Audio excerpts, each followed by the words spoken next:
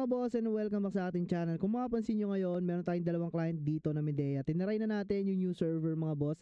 At nasa Medea 3 tayo. At in fairness, talagang maraming player pa rin. Busy pa rin yung server. Sa kahit anong Medea server kayo pumasok mga boss is busy sila. Pero wala namang walang antayan sa talagang pasok kayo agad kapag nag-login kayo, no? So ito, Horatio 1, yung nasa UG po natin, NFK natin to. Nagbibenta pa rin tayo dito ng Dayas.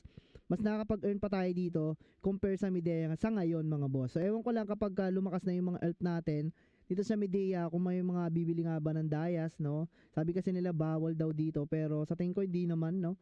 Dahil nga legal talaga yung pagiging RMT nitong Lord 9 mga boss. Okay? So yan, marami naman ang gumagawa nun.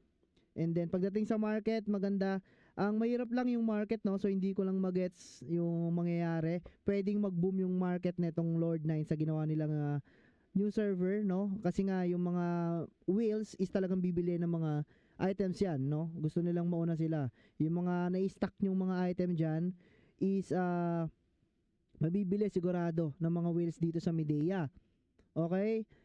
Kaya ang problem ngayon is napakahirap mag-drop ng weapon, no? So, dito sa Horatio, tagal, hindi talaga ako nakakuha mga boss. Hindi ko alam kung anong problem ng server ng Horatio 1 o sa lahat ba ng old servers ganon, no? So, comment nyo down below kung hindi nga ba kayo nakakahunt ng weapon na pambenta sa next market. Siguro, isin-stop ng Lord 9 yun dahil nga nakita nila na napakarami na nagbibenta ng weapon doon sa next market. Kaya gumawa sila ng server, no, na bibili ng mga stock na mga weapon. Kaya hindi naman ngayon nakapag-drop sa mga old server mga boss. So ubusin siguro muna yon bago ulit magbigay ng mga weapon na pambenta. Siguro ganun ang mangyayari.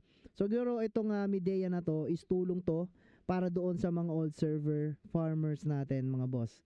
Okay, so kabilang banda maganda yung ginawa nila. And yung mga whales is hindi naman naglipatan like dito sa Horatio 1. Nandito pa rin, sako pa rin nila yung mga boss. Mas maganda nga, medyo umonti yung tao, wala nang kaaga, wala nang kawar sa mga old server. So dito na halos nagpuntahan sa Medea.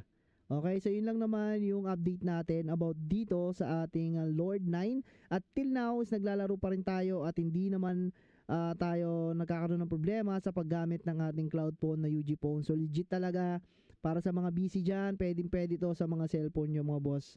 Okay, ito yung UG phone. So noon at ngayon, number 1 pa rin ang ating UG phone. So again guys, maraming salamat. Potski po at Happy New Year sa lahat. Nag-update lang tayo about dito. So yan, yes, naglalaro tayo sa Medea 3 tayo mga boss. Kung gusto nyo akong kontakin, nandyan na yung link sa ating description down below. So again, maraming salamat. Sana pasalihin nyo ako sa guild nyo dito sa Medea 3. So again, maraming salamat, no?